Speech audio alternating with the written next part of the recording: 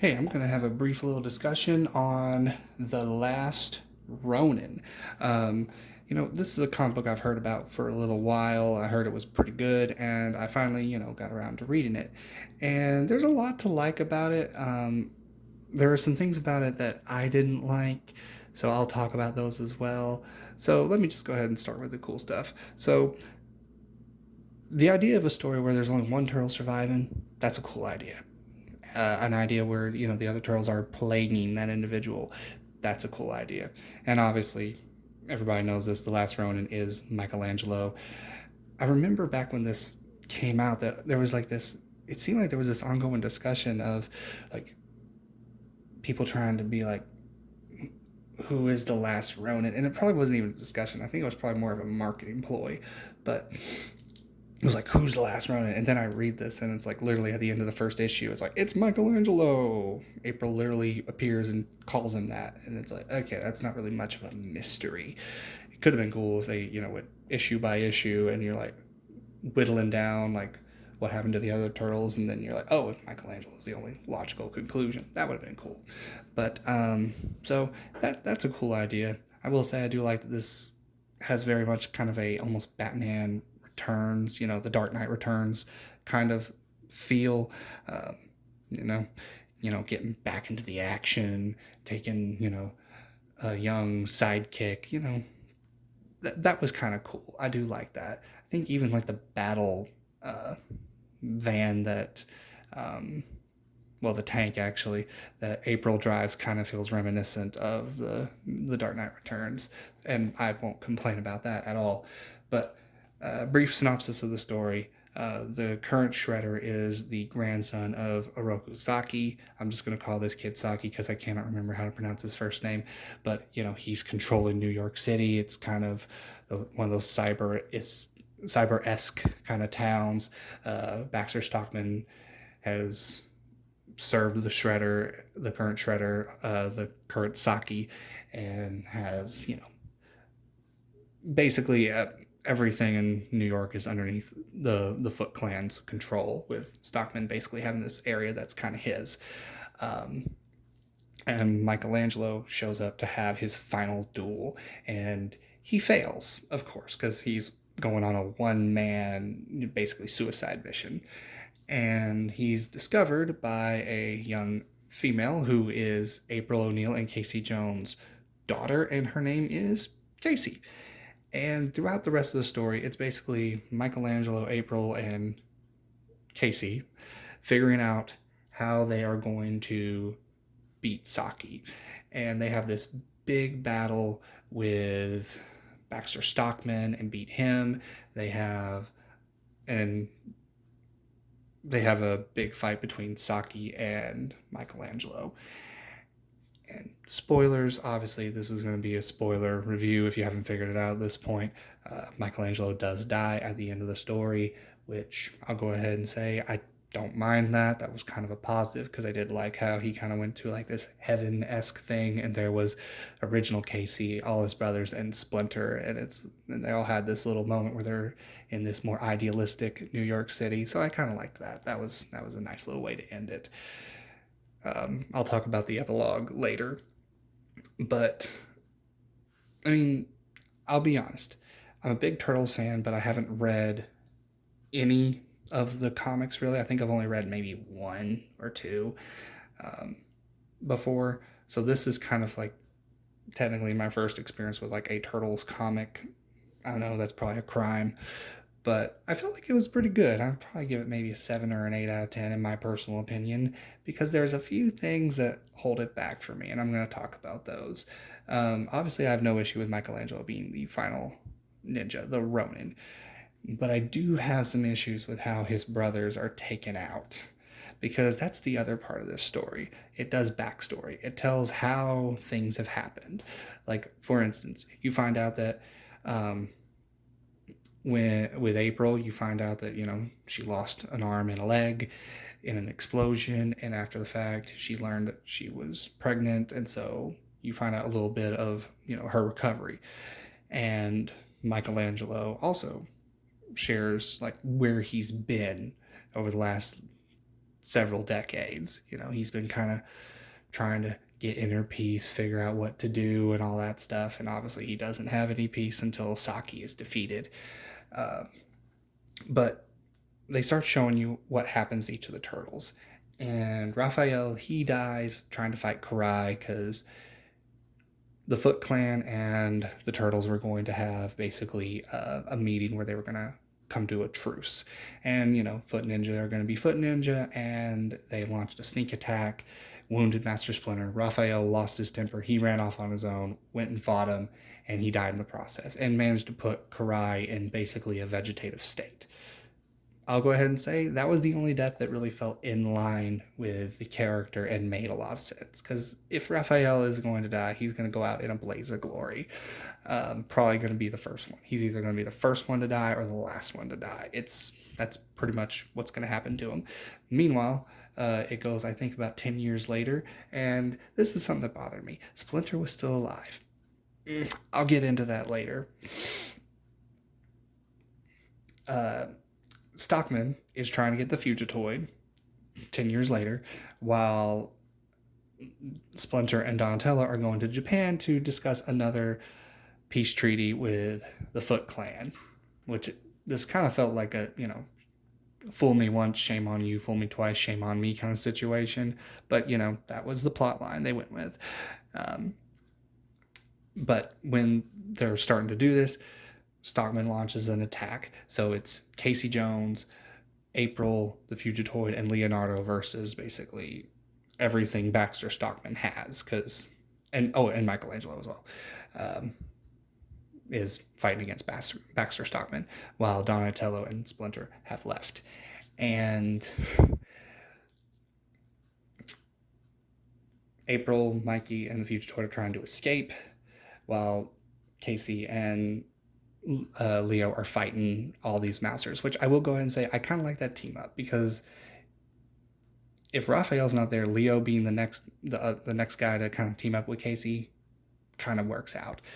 Well, the Fugitoid, he tries to step in while Leo and Casey are taking on like a bunch of mousers, and he sends a message to Stockman saying, I'm going to blow myself up so you can never have my information. And obviously Stockman's like, oh, two could play that game. And he blows up every single mouser. And in the process, Casey and Leo die. And I hated it because Casey and Leo didn't even get like this, to me, they didn't get like a cool like final stand picture as the explosions are happening. That would have felt so cool.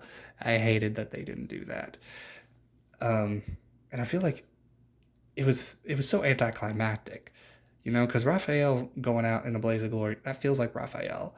And then Leo and Casey just fighting a bunch of mousers and then just getting blown up felt like kind of anticlimactic. Because they technically went in a blaze of glory as well, but it's not like Raph's. It's not as heroic. It's just, your sacrifice was completely wasted. You try to protect your family and friends, and there was nothing to it. So I didn't really like that. That's just a personal thing for me. Obviously, this is where you find out about what happened to April, and then Mikey, you find out that he survived the blast, and he tried to make his way to save Splinter and Donnie and warn them. And this is where the worst death occurs, because Michelangelo gets there too late. Splinter and Donatello are already dead, and the story of what happened to them is told. Basically, Foot Ninja attack. Shredder's grandson Saki is launching the attack, and he basically gloats, saying, I've killed everybody, now I'm going to kill y'all. And believe it or not, Splinter loses his mind, and he basically pulls a Raphael and like, okay, none of us are leaving here. And Donatello gets wounded trying to protect Splinter, and the Foot Clan rain arrows down on them and kill both Splinter and Donatello. And the story is concluded with, that is how the great Master Splinter fell. And then you flip the page and it's like, and your brother Donatello. And I thought, okay, I did not like that. I didn't like Donatello's death being a footnote to Splinter's death. And I automatically thought, well, maybe not automatically, but I've been thinking about it, and I realized here's how the deaths should have went. Splinter, when he got attacked, at the beginning of the deaths, he should have died first. That should have been a lethal blow. He should have died. Because then everything the turtles are doing after that is they're going off on their own. They don't know what else to do. And then Raphael dying still can stay the exact same.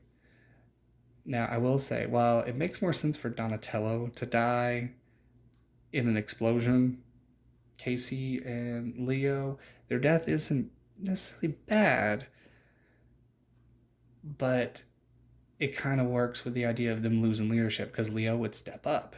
He would step up and, try and lead the family. And to a certain extent, him dying next almost makes sense, because now the Turtles have no leadership. There's nothing left. It's just Mikey and Donnie. And the two of them, Mikey's not a leader, and Donatello usually is a leader in tech, but when it comes to, battle strategy, that's not as much his thing as it is Leo's thing.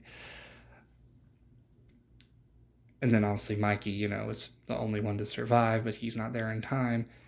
And I'm thinking, how cool would it be for Donatello, the one you don't think would go out in a blaze of glory, fighting until the last man's killed, if he's the last turtle, he went to go strike up the peace agreement, and he's the one who ends up trying to kill Saki and thinking he's the last one. I thought to myself, that would have been cool. Because then when Donatello gets arrows shot all over him, it's not because he's trying to protect Splinter, it's just he's fighting and he's the only one there. He's the only one left.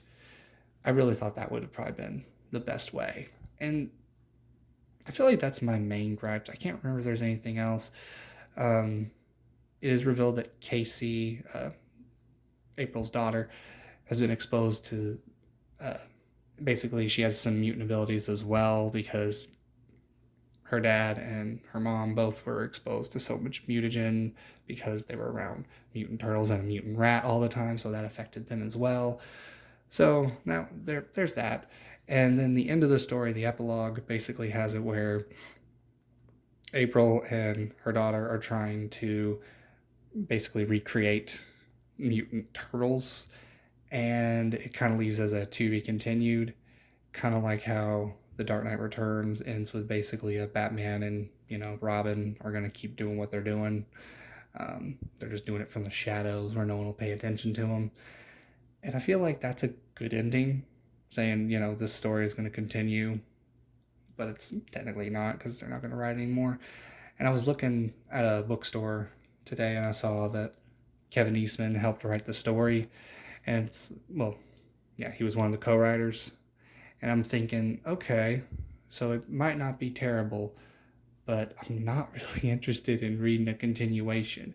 If they were trying to do some kind of crazy story where, basically April and Casey managed to recreate the four turtles somehow, that would be interesting, because this is a random thing, but when I was a kid, I grew up watching the 2003 Ninja Turtle show, and there was that series Fast Forward where it was set in the future. And some time after, all that was over, I had thought to myself, what if there was like a futuristic show where there were four turtles, there's a Master Splinter, there's a Casey and April, and there's something that feels off about it, and then like there could be a big reveal after like a season or so, or you find out that the turtles are just genetic copies of the original turtles. And I'm like, that would be so cool. That could be some really cool storytelling. But I don't think that's probably going to happen, because they probably had their opportunity with this new Last Ronin, and I was glancing through it, and I'm like, okay, these are different names, so these are not supposed to be the four reincarnated or rebirthed or versions of them, which again makes sense, because this story clearly makes it where this is the end of the turtle story. But let's be honest, a turtle story where there's no Ninja Turtles, at least not the original four, what kind of story is that? What kind of story is that? So to sum up, pretty solid comic book. There's some things I personally didn't like as a Turtles fan, but I can't tell anyone not to go read this. Go read it. You'll probably enjoy it. It's pretty good, pretty great. So yeah, that's basically it. I'll give it a 7 or an 8 out of 10, depending on my day. Maybe I'll give it an 8 for today. I'll give it an 8. Might change my mind another day, but for right now, it's an 8. So thanks for watching, and you all have a great day. Bye.